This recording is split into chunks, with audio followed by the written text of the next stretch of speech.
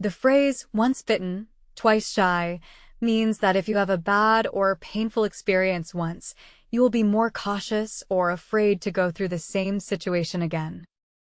It is often used when someone is hesitant to repeat something because they got hurt or had a negative outcome in the past.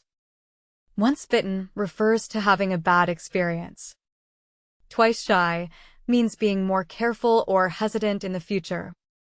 It is commonly used when talking about relationships, business, or any situation where someone has been disappointed or hurt before.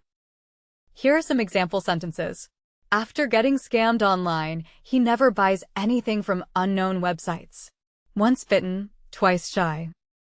She got her heart broken in her last relationship, so now she's very careful about trusting people. Once bitten, twice shy. I failed my driving test the first time, so I was very nervous the second time.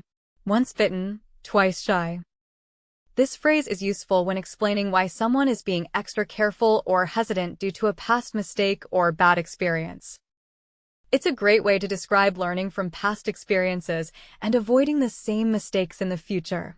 Like and subscribe for more tips.